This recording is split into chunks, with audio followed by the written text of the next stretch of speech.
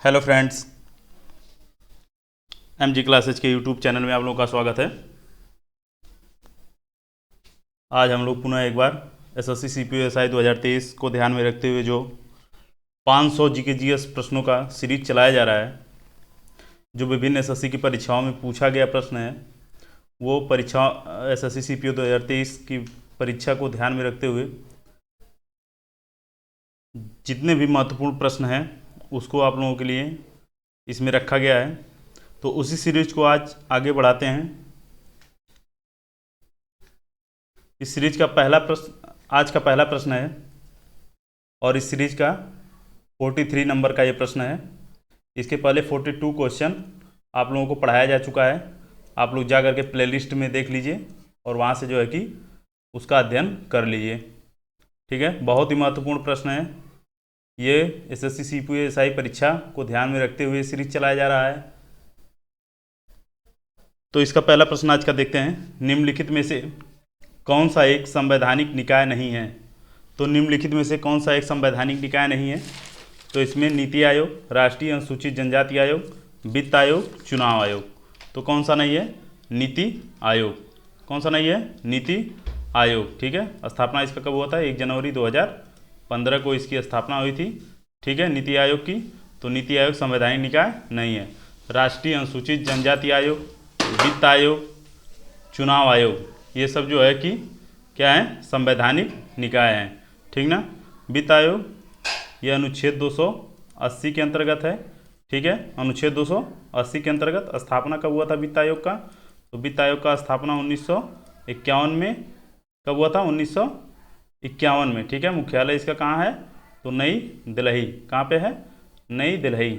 ठीक है, अनुच्छेद कौन सा है? 280। इसको याद रखेंगे, बहुत ही इंपॉर्टेंट है। अनुच्छेद 280। यहाँ देखिए चुनाव आयोग दिया, इससे प्रश्न बनता है कि चुनाव आयोग किस भाग में है? तो भाग 15 में इसका वर्णन है। किस अनुच्छेद में है? तो अनुच्छेद 324। किस में है?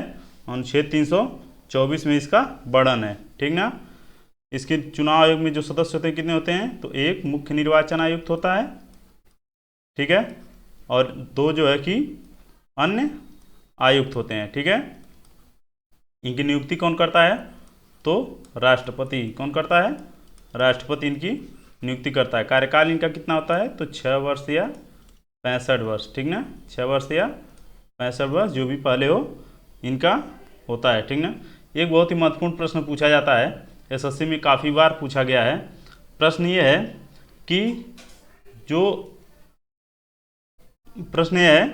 चुनाव की अधिसूचना कौन जारी करता है? ठीक है, तो अधिसूचना कौन जारी करता है चुनाव की? तो जारी करता है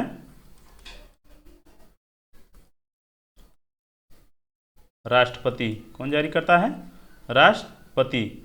और अगर राज्य के लिए बात होगी तो राज्यपाल। ठीक ना, राज्य के लिए बात होगी तो कौन होगा? राज्यपाल होगा। ठीक है, अगला प्रश्न देखते हैं।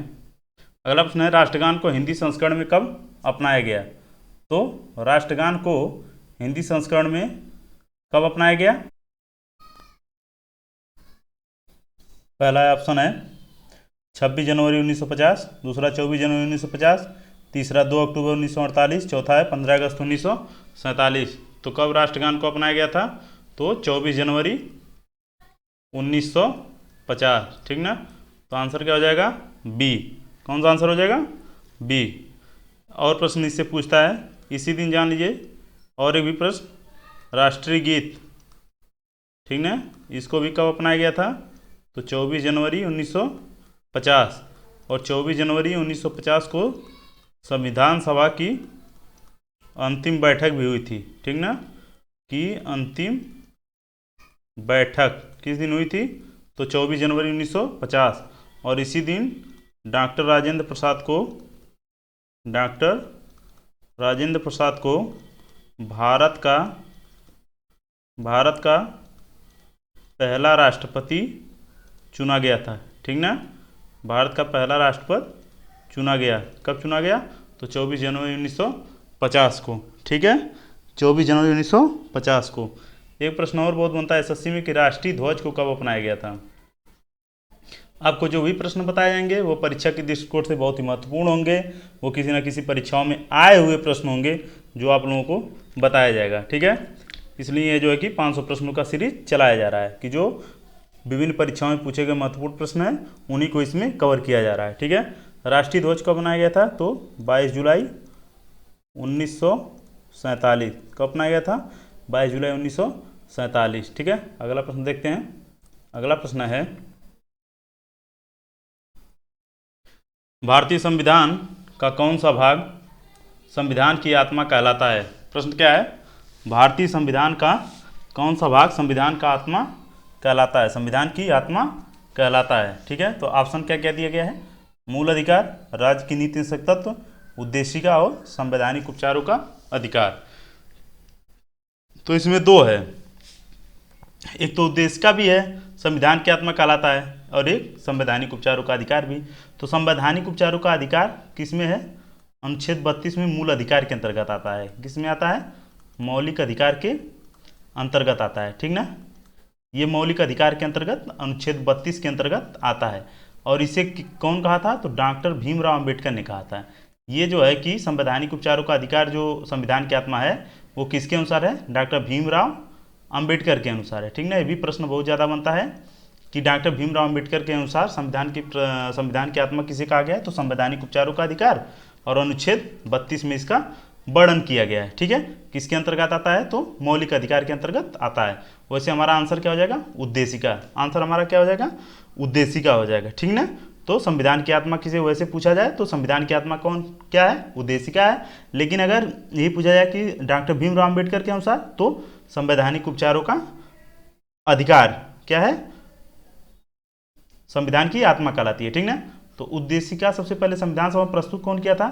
तो 13 दिसंबर 1946। कब? 13 दिसंबर 1946 को जवाहरलाल नेहरू द्वारा, किसके द्वारा?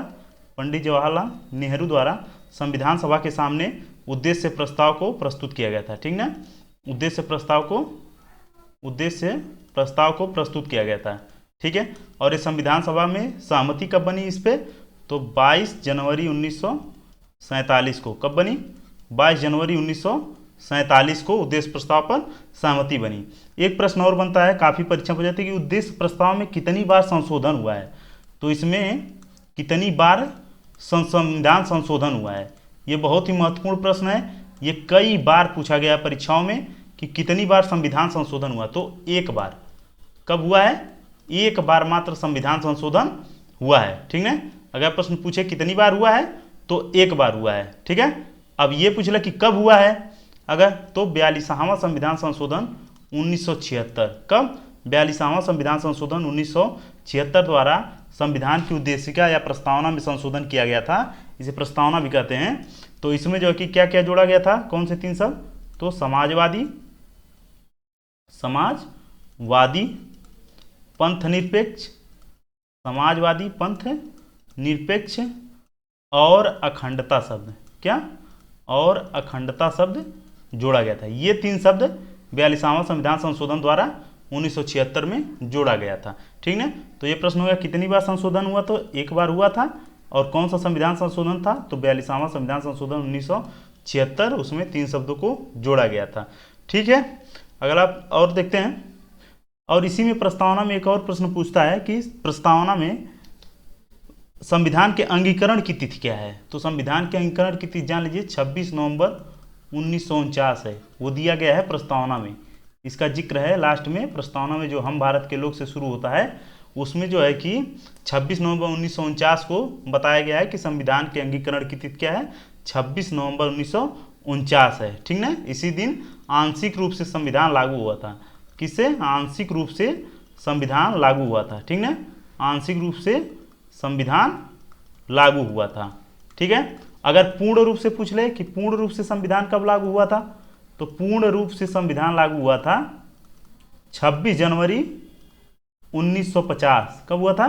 26 जनवरी 1950। इसी दिन क्या मनाया जाता है? तो गणतंत्र दिवस। ठीक ना, इसको क्या मनाया जाता है? किस रूप में? गणतंत्र दिवस या गणराज्य के रूप में ये घोषित हुआ था। ठीक ना, ठीक ना, तो कब हुआ था? 26 जनवरी 1950 ईस्वी को। ठीक है, अगला ऑप्शन देखते हैं। इसमें ऑप्शन दिया है कुछ बहुत ही महत्वपूर्ण, इससे भी प्रश्न एसएससी में बनता है और हर एक परीक्षाओं में इससे बनता है। ठीक है, जैसे पहला ऑप्शन है मूल अधिकार। तो मूल अधिकार किस भाग में है? भाग 3 में है। कितने अनुच्छेद के अंतर्गत आता है? 12 से 35 के अंतर्गत मूल अधिकार आता है। मूल अधिकार किस देश से लिया गया है? तो संयुक्त राज्य अमेरिका। कहाँ से लिया गया है? संयुक्त राज्य अमेरिका से ये लिया गया है। ठीक है, ये काफ़ी पूछा जाता है, संयुक्त राज्य अमेरिका से लिया गया है। इसी के अंतर्गत क्या आता है? ये संवैधानिक उपचारों का अधिकार इसी के अंतर्गत आता है, अनुच्छेद 32 के अंतर्गत। ठीक ना, संवैधानिक उपचारों का अधिकार आता है। ठीक है ना। और इसमें क्या है, संवैधानिक उपचारों के अधिकार में ये भी जान लीजिए कि सुप्रीम कोर्ट और हाई कोर्ट को ये अधिकार दिया गया है कि नागरिकों के मौलिक अधिकारों की रक्षा का, ठीक ना, नागरिकों के मौलिक अधिकार की रक्षा का किसमें वर्णन है? तो संवैधानिक उपचार के अधिकार में है, अनुच्छेद 32, हाई कोर्ट को 226 के अंतर्गत। ठीक ना, ये भी आर्टिकल याद रखेंगे, बहुत ही इंपॉर्टेंट आर्टिकल है। इसमें रीट जारी करने का अधिकार होता है। कितने प्रकार की रीट जारी होती है ये भी जान लीजिए। 5 प्रकार की रीट जारी की जाती है सुप्रीम कोर्ट हाई कोर्ट द्वारा। ठीक ना, तो यहाँ पे जो कि 5 प्रकार रीट जारी की जाती है, कौन कौन सा होता है तो ये भी देख लीजिए कौन कौन सा होता है। बंदी प्रत्यक्षीकरण, बंदी प्रत्यक्षीकरण अधिकार परीक्षा, अधिकार परीक्षा, उत्प्रेषण, उत्प्रेषण प्रतिषेध, उत्प्रेषण प्रतिषेध, और कौन सा होता है तो परमादेश। कौन सा होता है? परमादेश। ये 5 प्रकार के रीट भी जारी किए जाते हैं। ठीक है, इनको भी ध्यान रखेंगे, बहुत ही महत्वपूर्ण है। ठीक है, अगला देखते हैं, दिया है ऑप्शन राज्य का नीति निषेध तत्व। तो राज्य के नीति निषेध तत्व के बारे में जानकारी कर लीजिए। ये किस अनुच्छेद के अंतर्गत आता है? तो अनुच्छेद 36 से 51 के मध्य आता है। किसमें? 36 से 51 के मध्य आता है। ये कहाँ से लिया गया है? तो आयरलैंड के संविधान से। कहाँ से? आयरलैंड के संविधान से लिया गया है। किस अनुच्छेद के विषय? 36 से 51 के विषय। भाग अगर पूछ दे तो भाग 4। कौन सा भाग है? भाग 4। ठीक है, और इसका कर्तव्य क्या है? 21 उद्देश्य से जो है कि ये संविधान राज्य के निषेध तत्व का जो है कि किया गया है। तो ये किया गया है, इसका मूल उद्देश्य क्या है? तो भारत में क्या करना है इसका? भारत में आर्थिक और सामाजिक लोकतंत्र की स्थापना। क्या करना है? भारत में आर्थिक और सामाजिक लोकतंत्र की स्थापना। ठीक ना, ये करना इसका उद्देश्य है। ठीक ना, अगला प्रश्न देखते हैं। प्रश्न क्या है? तो प्रश्न दिया है नीचे 46 नंबर, क्या है कि नए राज्य का गठन, नए राज्य का गठन किस शक्ति, किस मतलब किसमें निहित है?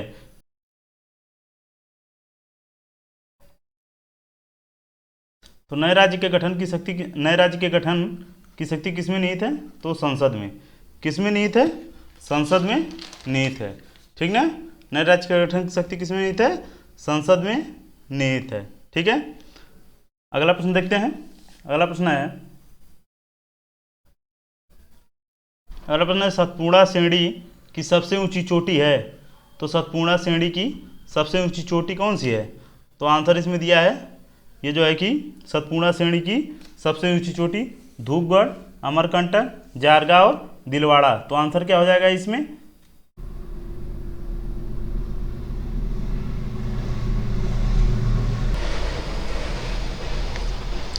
किसका उद्गम स्थान महाबलेश्वर है? तो कृष्णा नदी का। कृष्णा नदी का उद्गम स्थान कहाँ है? महाबलेश्वर है। नर्मदा दिया है, नर्मदा कहाँ है? तो नर्मदा का है मध्य प्रदेश के अमरकंटक पहाड़ी। ठीक ना, मध्य प्रदेश के अमरकंटक पहाड़ी। ठीक ना, और कौन सा दिया है?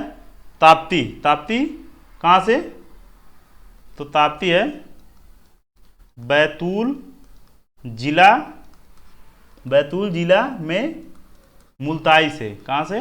बैतूल जिला में मुल्ताई से। ठीक है, और कौन सा है? कावेरी। कावेरी कहाँ से निकलती है? तो ब्रह्मगिरी की पहाड़ी से। कहाँ से? ब्रह्मगिरी की पहाड़ी से। ठीक है, अगला प्रश्न देखते हैं। अगला प्रश्न है, द्वीप देश फिजी किस महासागर में स्थित है? तो द्वीप देश फिजी किस महासागर में स्थित है? प्रशांत महासागर। किस में स्थित है? प्रशांत महासागर में, ठीक ना। सबसे बड़ा महासागर कौन सा है विश्व का? तो विश्व का सबसे बड़ा महासागर कौन सा है? प्रशांत महासागर ही है, ठीक ना। सबसे बड़ा महासागर यही है, ठीक ना। अगला प्रश्न देखते हैं, पीन घाटी राष्ट्रीय उद्यान कहाँ स्थित है? तो पीन घाटी राष्ट्रीय उद्यान कहाँ स्थित है? आंसर देखते हैं इसका। ऑप्शन दिया है आंध्र प्रदेश, मध्य प्रदेश और अरुणाचल प्रदेश, हिमाचल प्रदेश, ठीक है। तो आंसर इसमें क्या हो जाएगा?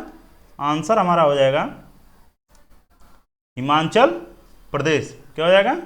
हिमाचल प्रदेश। कौन सा ऑप्शन हो जाएगा? ऑप्शन 4, ठीक ना। हिमाचल प्रदेश में पीन घाटी राष्ट्रीय उद्यान स्थित है, ठीक ना।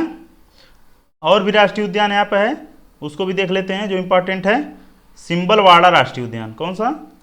सिंबलवाड़ा